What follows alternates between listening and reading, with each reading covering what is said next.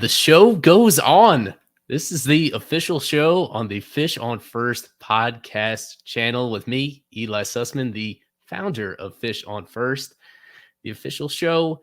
I think this is episode 200. I could barely remember episode 199 because I'm pretty sure it was several months ago, but we are reviving it. We are putting these post-game reaction pods under the official show banner. This was an idea for us in the postseason to cover the Marlins, and they are so close to getting there.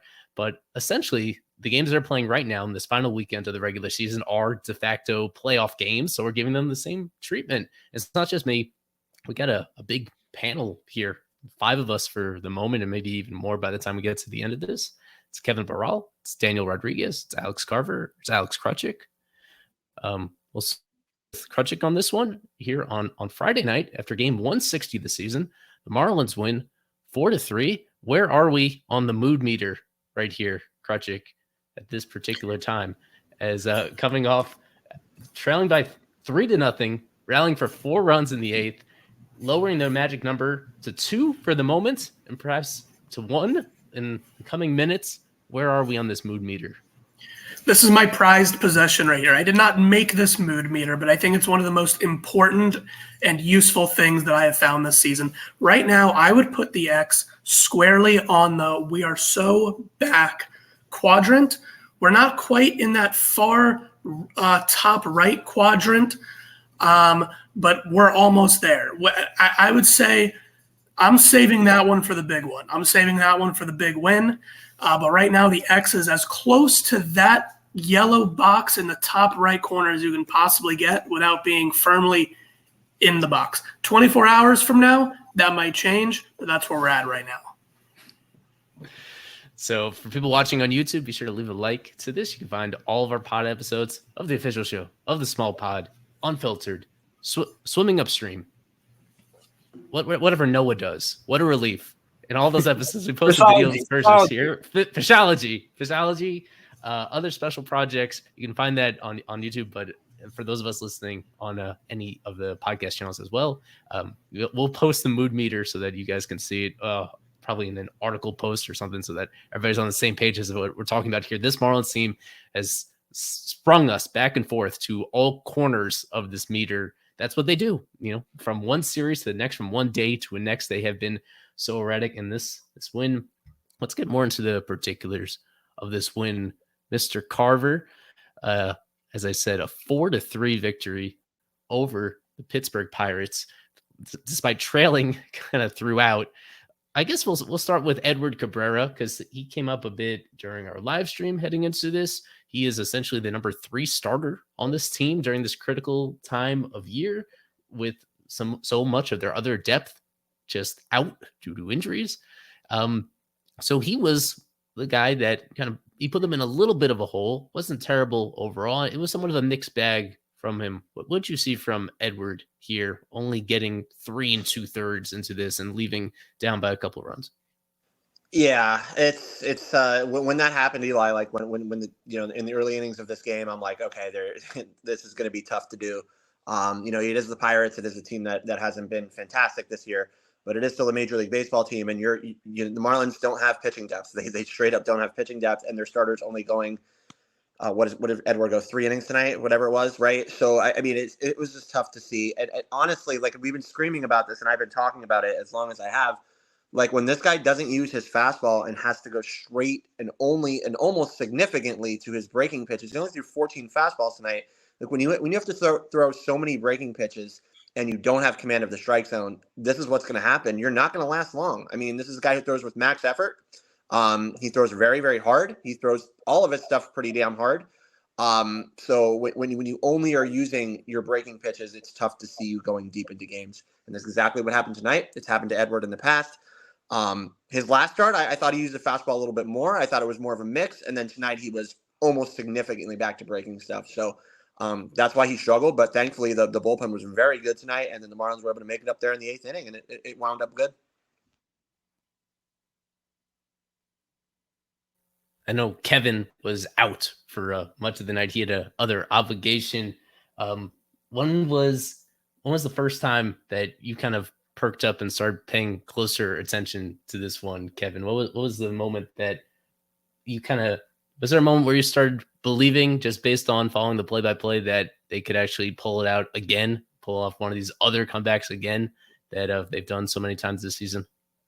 You got to look at the 8th inning. I mean, I think that's where it really got going. Obviously, Hampson gets the single. Then you bring in Luis Arraez. That's kind of where you feel like, man, Skip's going all in no matter what. Maybe even Arraez was the one who asked to get in that game. He gets that hit. Then you go with Soler. He walks it. So you load the bases up for Josh Bell. He gets the double, and then they just mount this huge comeback.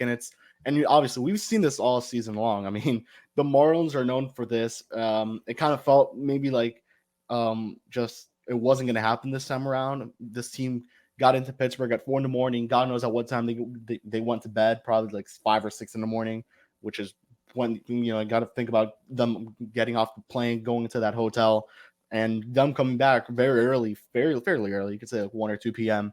To Pittsburgh, to the ballpark, get ready for a full game this time around. And thankfully, weather was great from Isaac's picture. I think that's the background we have if you're watching on the recording. So, you really didn't expect much from this team. I'm not going to say you expect them to come out flat by any means, but, just a team that really is exhausted after waiting 3 hours in New York with, that's a discussion for another day, or if you guys watched the last stream earlier today, but aside from that, just that 8th inning, Berger obviously with a big hit to give him the lead.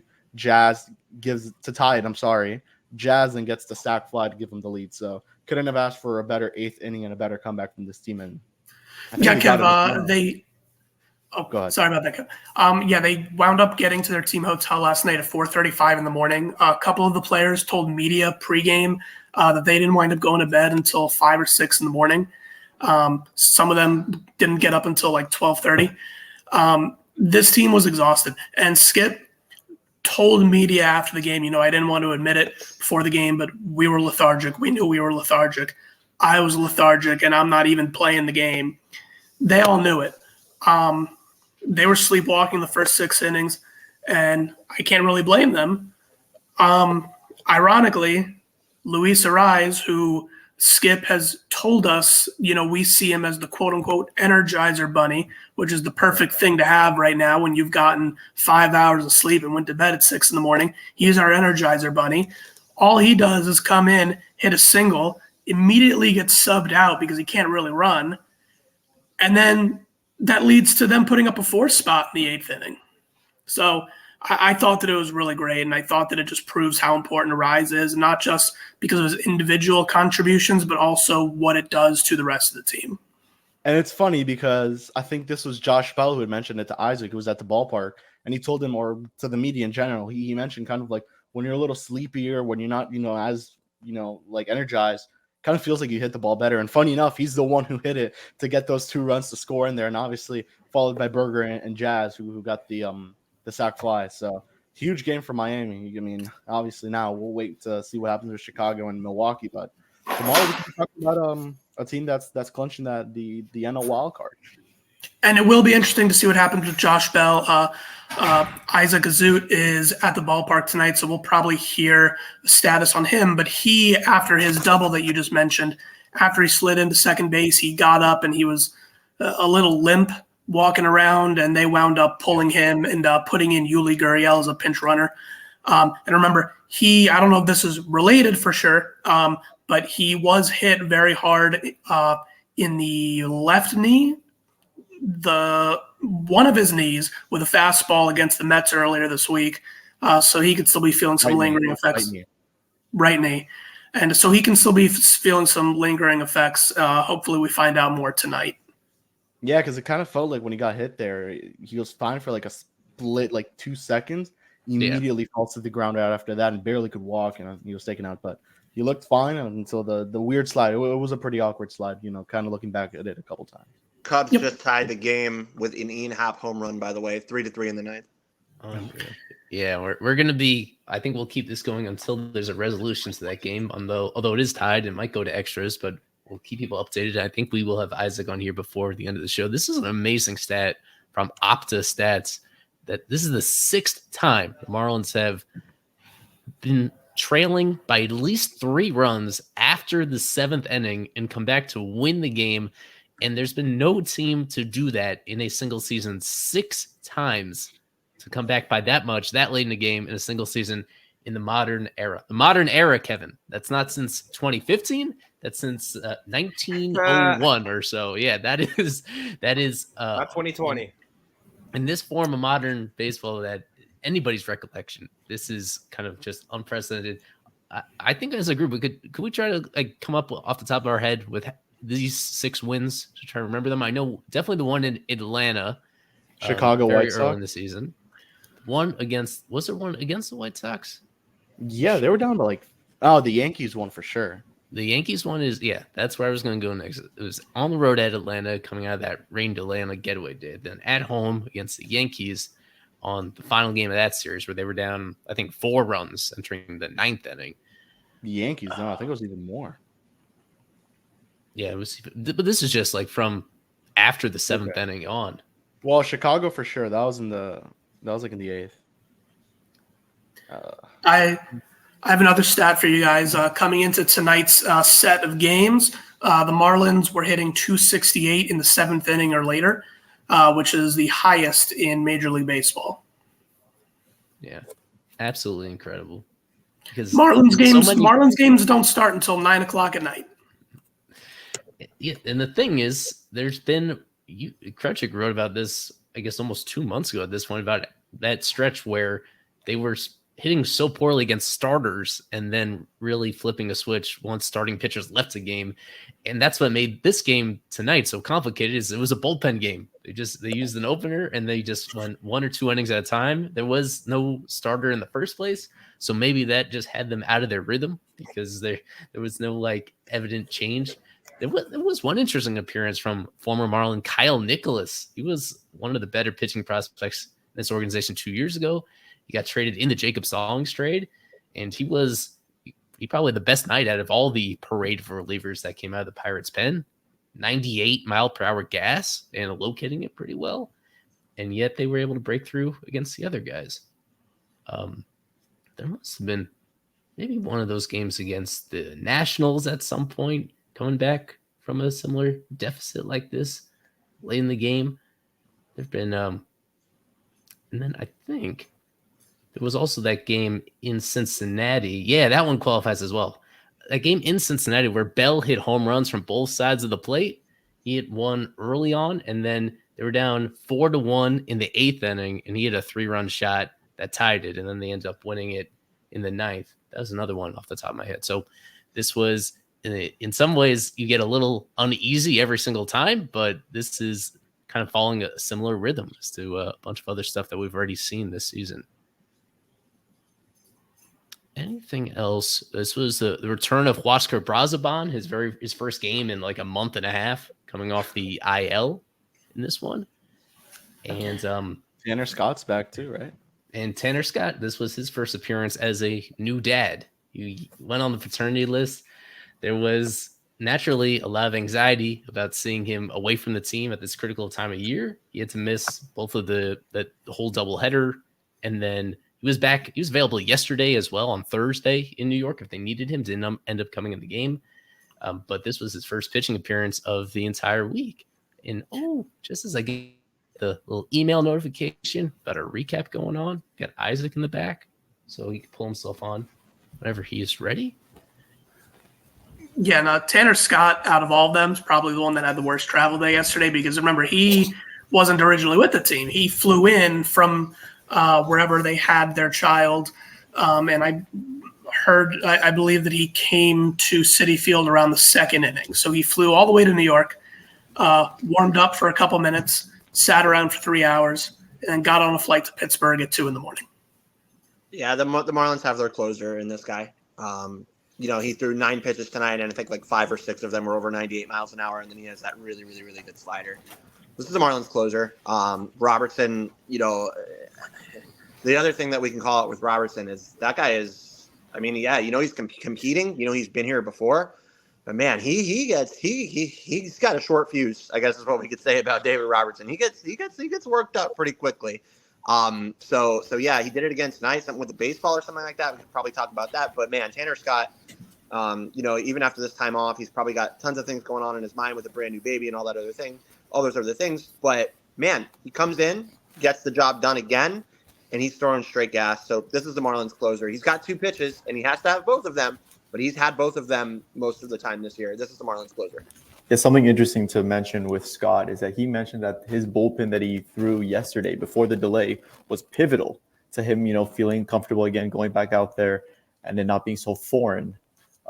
Tonight, obviously, same thing happened. They went with Robertson for the 8th, and Scott followed with I think it was a 3 minute and 15 seconds bottom of the 9th. So fantastic job by him, obviously, and Miami's lucky to have him back at this time.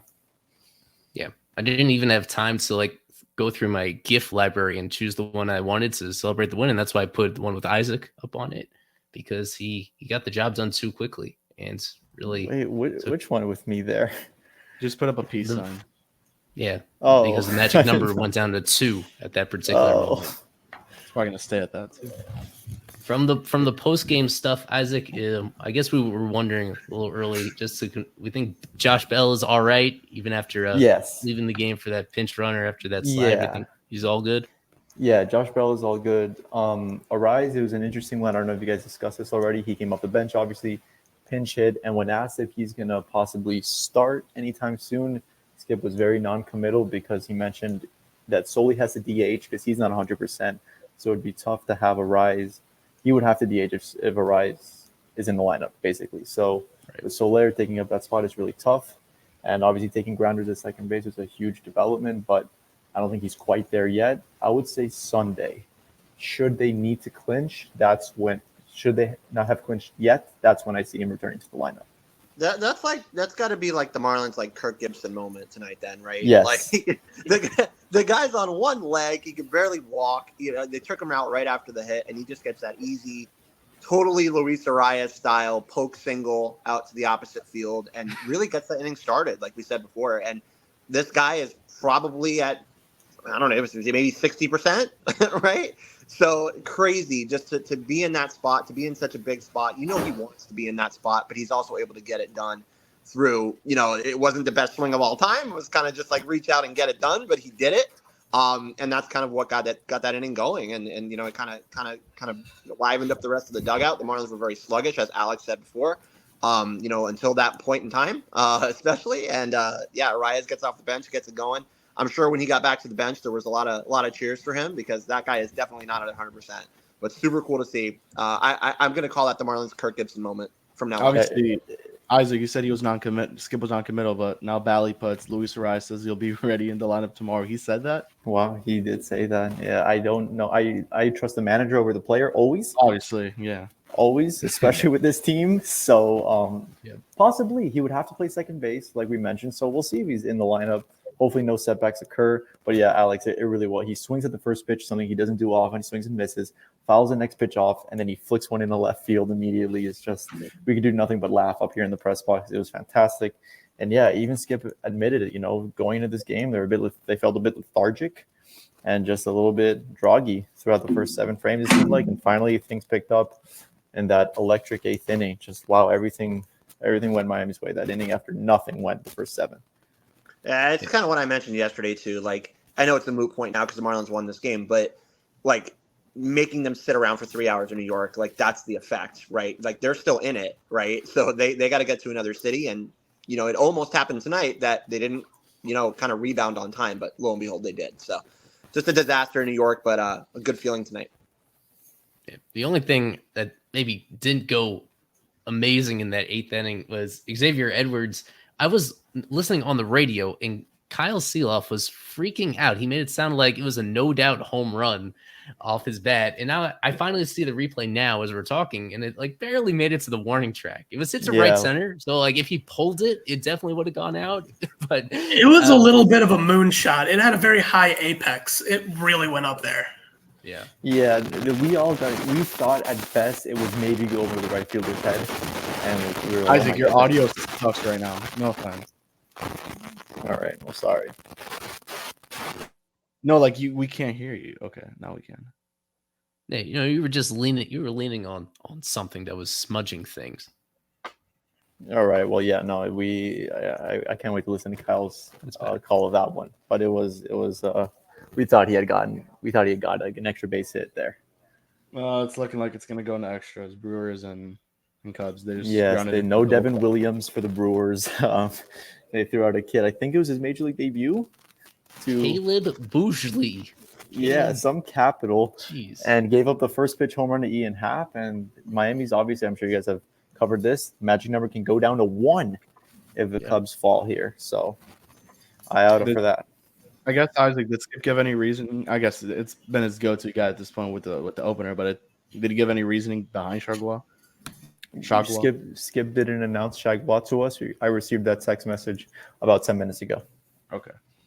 I thought a possibility was Puck, considering he had started before in his career, and depending on the lineup, maybe they like him, and Shagwa was used tonight. But no, they went with Shagwa, who's open for them a few times this year. Was there any sentiment about who the long guy will be, like Hoeing or Soriano? Like, was that asked? It sounds like Hoeing. I think Hoeing, Soriano, they're going to combine to eat a bulk of the innings because I don't think you can count on either one of them to give you 5, to be honest. And if they want to make sure they win the game, you probably don't want them pitching against the lineup for more than once. So right. I think they're going to combine for tomorrow's game, and then you got your back end guys all fresh. Correct me if I'm wrong, but the last time they went with Shagwa, and then they followed it up with Okert and Hoeing. That was the Brewers' 16-run game where they scored those all in the second inning. Yeah, yes. Hoeing was the one who gave up the most runs there. No one pitched well that game, obviously evidenced by the 16-1 final score. But hopefully something different happens tomorrow. Stallings pitched well in that game, if I remember correctly. Yes, 2 innings, I believe. No, 2 innings. 2 innings of nothing. Yeah, I took this screenshot for people watching on YouTube before the probables were set, but as you see on the bottom, it is Shagwa's the opener for the Marlins, Quinn Priester for the Pirates. He yet another rookie. I mean, the Pirates have about as many rookies on their active roster right now as anybody. We're talking about this on the live stream with Daniel about when look at the lineup, how none of their hitters are qualified for any full season stuff because they're not just rookies, but guys that have only come up during the middle of the year as well. So that speaks to the farm system strength they have. Quinn Priester, decent talent, but he's got an 8 ERA so far in his big league career. He's coming off one of his best starts against the Reds, allowed just 2 runs and 2 hits in 6 innings. This will be on 6 days before that. And but other than that, most of his starts pretty mediocre. So it's just a question about how the Marlins patch things together after Shagwa, as you guys brought up. And something I was stressing on the stream is that you need to ride Tanner Scott in all these games. The fact that he was unused during that Mets series, the fact that he's a guy that has shown he could go back to back days without any issue. Like if this game is anywhere close, even if they're trailing in the 8th inning or so, you can't be complacent just because they're in a pretty strong position at this very moment. You still got to use your very best guys in this one. Yeah, another update from Milwaukee and Chicago as we're recording this. Brewers, one more out to work with in the bottom of the 9th to try to walk it off there. Otherwise, that's going to extras, and people will have to find out in the morning exactly what the magic number is for this team. Yeah, they're making a pitching change right now. They just took out Mark Leiter Jr. So, yeah. And just an update from St. Louis. Cincinnati's probably going to win. It's the bottom of the 9th, and they're up 19-2. So they will most likely hold on there. I guess I would ask. Obviously, Miami still would possibly – they could still claim that second spot. I think we could kind of go around the room and hear just who would you rather face, Milwaukee or Philadelphia? Because if Miami does claim that second wild card, they would go to Philadelphia and play Philly instead of Milwaukee here. So whoever wants to start, I guess just as we wait for this Brewers game to end here, we're going extras. Daniel should take that because Daniel asked the same thing on the stream, and he was the one that asked that, and everybody else answered. Give us your take. I would say I might go with the Phillies. I might better know what W do than the W don't, and they know the Phillies. They know the Braves. Again, it'll be very difficult, but I think the Marlins could be up to the task. They have not been fared well against the Brewers as of late, and I do not want to face, or Marlins should not want to go over there in LA and face guys like Mookie Betts and kind of their pitching. I know the Braves, they can be able to handle their pitching. I know we mentioned the 16 runs and whatnot, but I think the Marlins, with enough time, could able to take at least a game or two from the Braves. And with the Phillies, again, very up and down team. They just lost one to the Pirates. The Phillies can lose to almost anyone. And I think the Marlins can go up against the Phillies. We've seen it before in the past. It's a high strikeout team, maybe not the best defensively, but I think the Marlins would want to go up against the teams that they do know compared to against the Brewers, and maybe scouting on that side might be a little more difficult, and always going up against LA. And I don't trust the Marlins taking care of guys like Freddie Freeman and Mookie Betts at all. But then you look at it, you'd rather face LA's pitching. Atlanta's pitching is great. Besides Kershaw, they don't have really much else.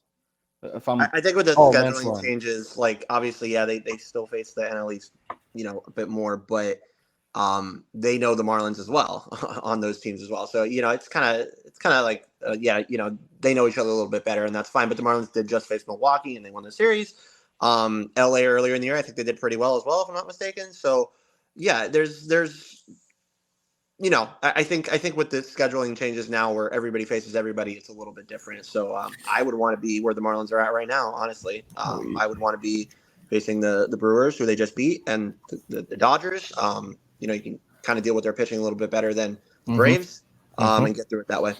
Yeah, they got to Brandon Woodruff last time too, so they did. And just to put something that means nothing, according to Fangraphs, the Miami Marlins playoff percentage sits at 83%, the highest that it's been all year long. Obviously, there's 3 games left, so you're going to see some crazy numbers, but that's at 83. That's with the Marlins' 83rd win, which they got tonight, and the Cubs sit at 16.1. Obviously, assuming if the Cubs do win, that'll change right now. That'll change dearly, but as of right now, it's at 83%. I think we'll have a more solidified percentage once that game ends. And obviously, if you're Miami, you really would love to clinch tomorrow. You don't want to go with Brax on short rest, which I would just take him out of that wild card round. Right. You just want game 162 to really not mean anything to you. Absolutely, because if you want to look at it in a positive way, that game that they have to make up on Monday, you could sort of look at it as a win they have in their back pocket.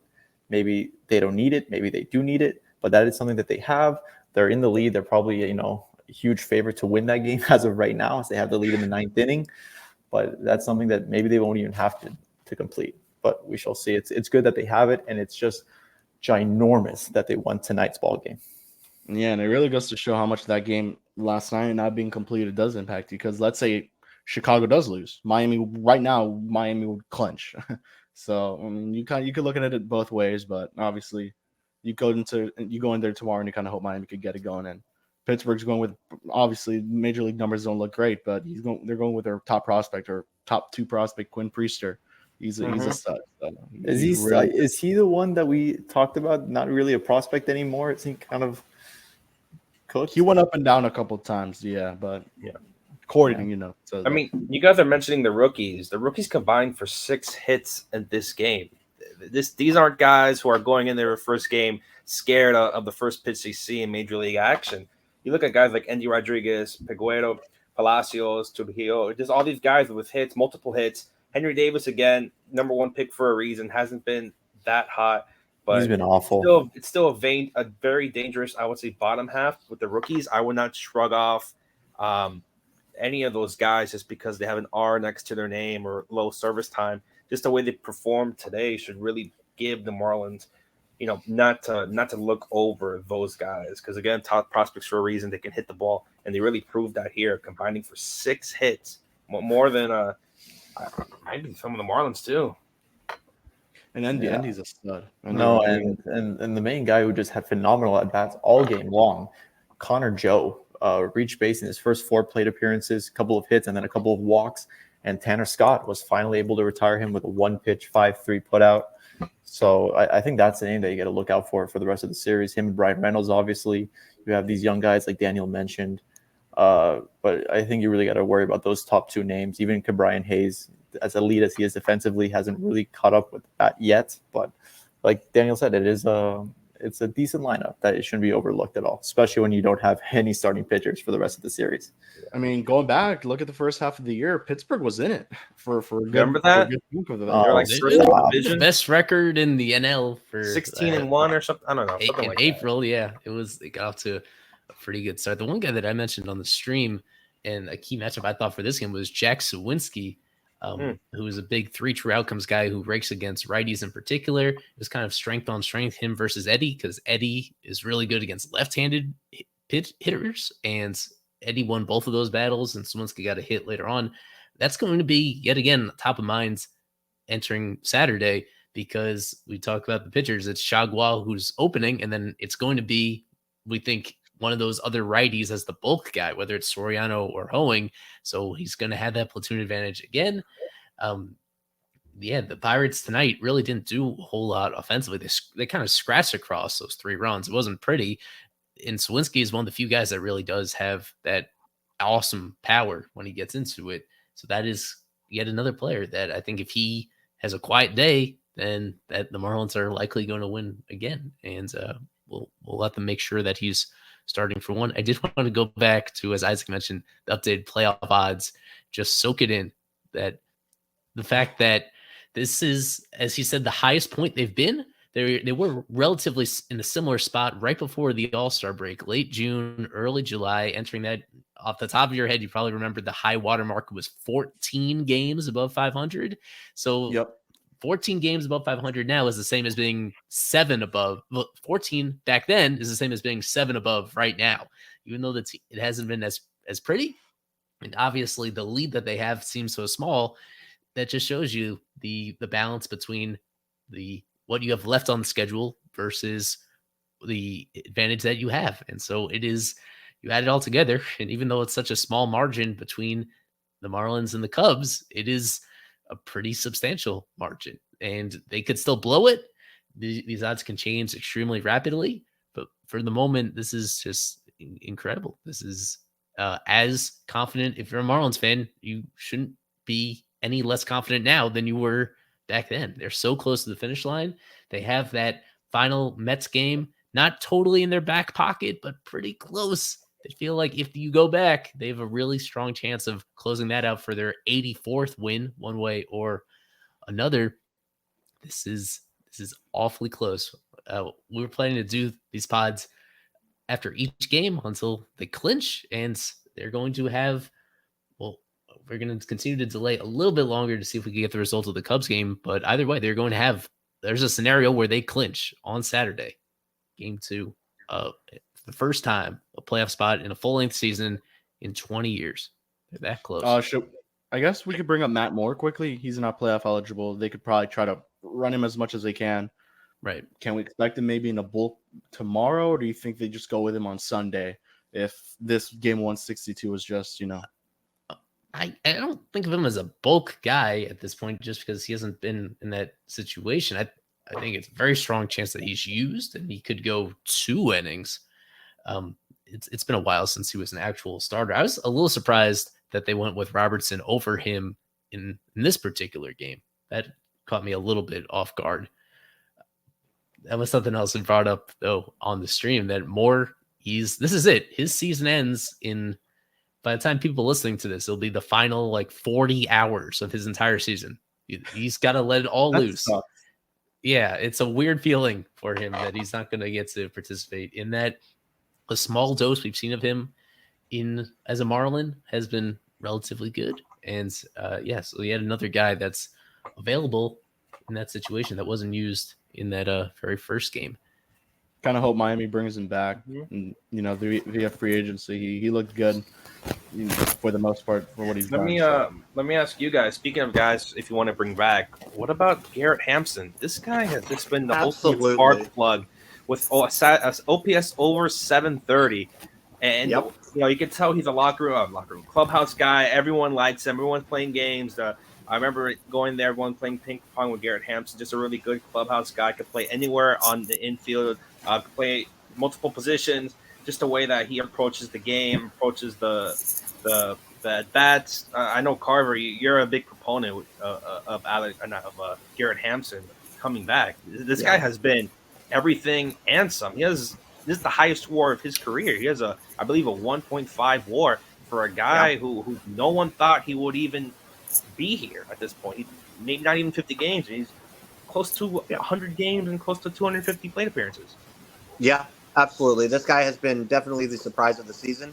As the Cubs, by the way, have the go-ahead run at third base right now, by the way, in the top of the 10th. But this guy's been the surprise of the season. Both him, we were talking about role players on the live stream today, right? Pregame. And I was talking about Birdie, who got on base twice today. One was a 4-pitch walk. I think the other one he fouled off a couple pitches and walked as well. And then Hampson, who reached 3 times, twice via hits. I think one of those should have been a second error instead of a hit. But either way, he got 2 hits and reached on an error. I know he made an error as well, but I think this guy looks fine at shortstop. He at least fakes it at shortstop. I don't think he's like a long-term shortstop or anything, but he can play it. And this is going to be a valuable guy off the bench. Yeah, bottom of the 10th inning in Milwaukee. We're going to wrap this up in just a few minutes once we see our beloved Brew Crew win it. Is that it? I don't want to spoil it in case some of you are behind. Oh,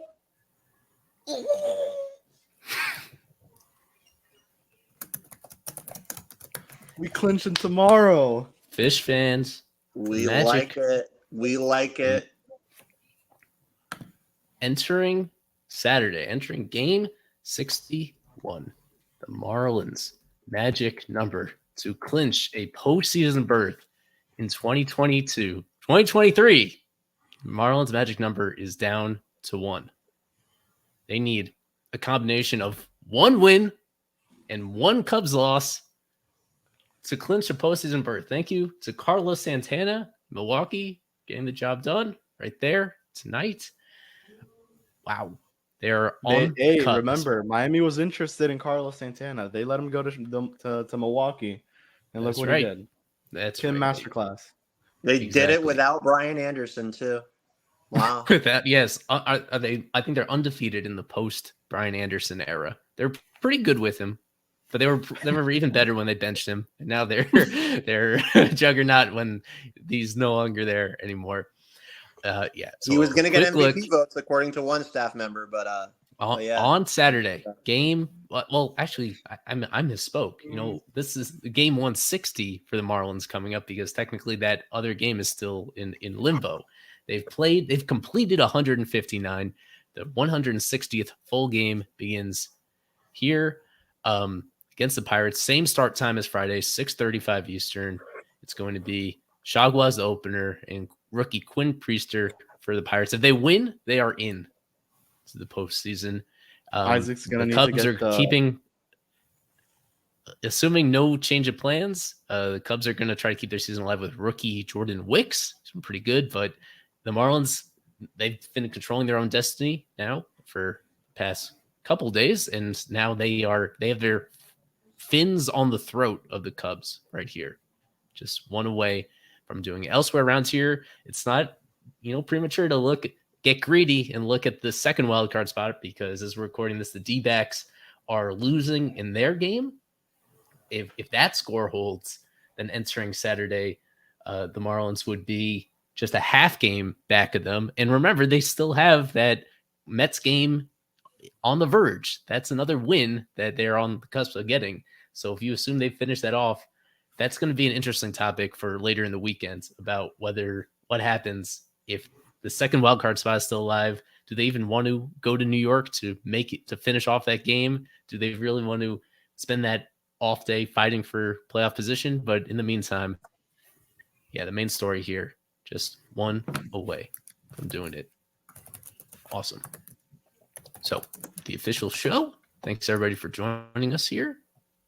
Kevin, Daniel, and Alex, and Eli, and Isaac. Whether you're listening to us, whether you're watching us on YouTube, just show your support. Rate, review, like, subscribe, all that stuff. Become a super subscriber, fishonfirst.com. We really need it to provide you the best possible postseason coverage as well. Not a guarantee yet, but you saw the odds. That was 83% we put up early in the show. That was before the Cubs lost. So that number is going to creep even higher. They are really on the verge. High. This is really about to happen. I am going to be incorrect with my prediction that I made just a few hours before this recording, but that's okay. It's a good thing to be wrong about. So yeah, we'll have more audio stuff tomorrow. It's either if they clinch, we're going to do a Spaces Twitter space on Marlins Spaces account reacting live to that. Or if the magic number gets stuck at 1 for whatever reason, then we're going to do another post-game pod kind of laying out the scenario at that time. But yeah, a lot more coverage from us on all our different platforms. Thanks for your support right here, and go Fish.